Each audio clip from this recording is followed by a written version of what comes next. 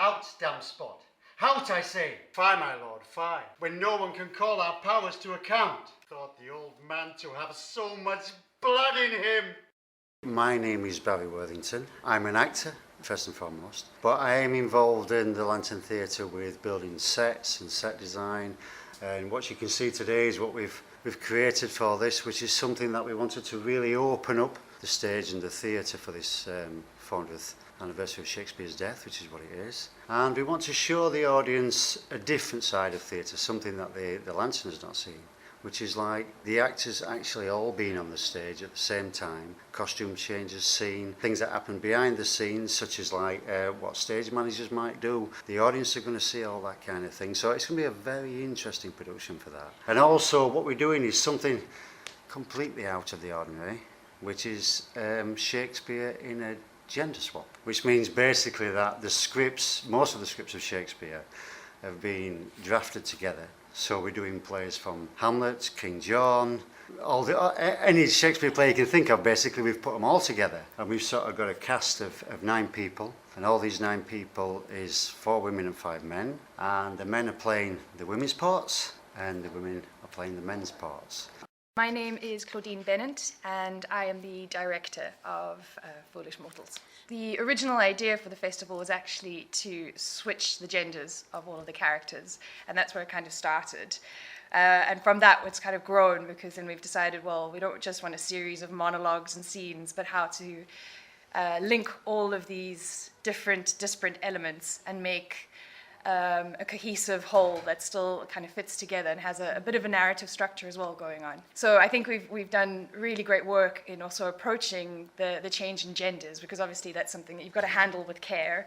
And we've really just tried to find out who these people are when we strip away all of these ideas that we have about them, and who's the mortal beneath, really.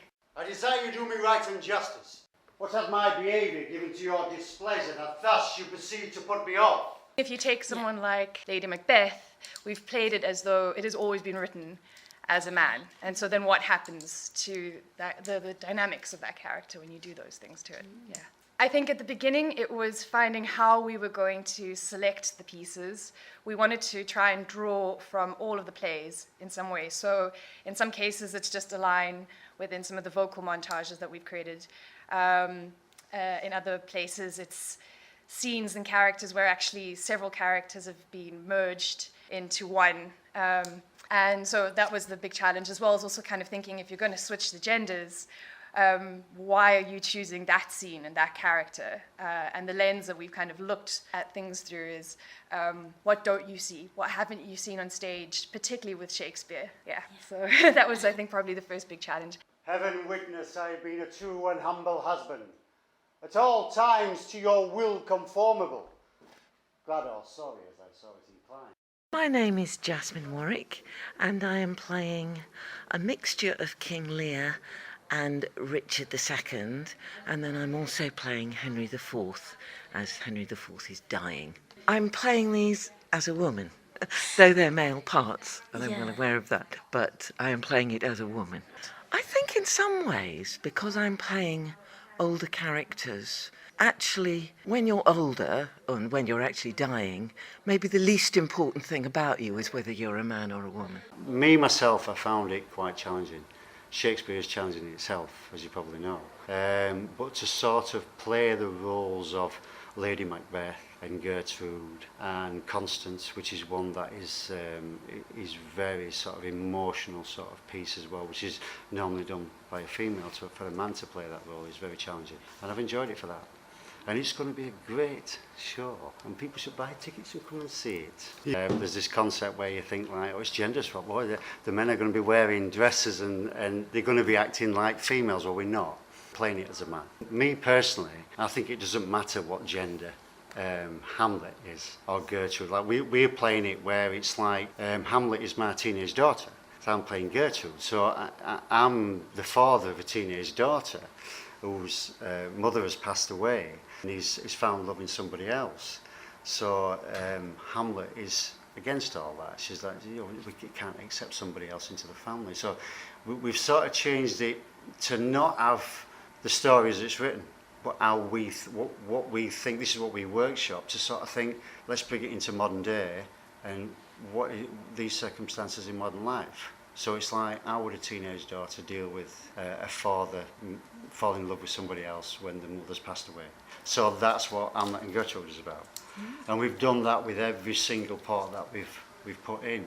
We've sort of, and Romeo and Juliet is one that's very interesting because that's gender swap again. But it's the same thing. It's the same story. It's the same feeling. The same thing. But they just swapped around. Romeo is a woman, and Juliet is a man. I have been your husband upward of 20 years, and have been blessed by many children by you. It's a community theatre group, so everyone is working as a volunteer, and that means obviously you've got to manage a lot of people's schedules. But we've all pulled through, and I think we have a really great team. There has never been such a gracious creature born. But now my canker soul will eat my bud and chase the native beauty from his cheek. We've got a very varied cast.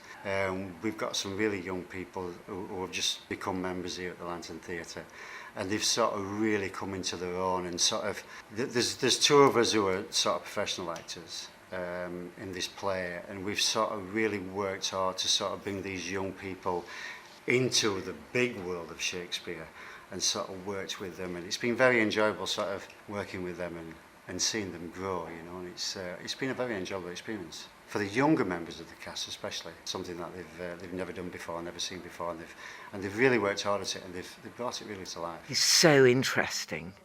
It's so interesting for a woman to play the man's parts. You know, that is lovely, really. It's such an honour.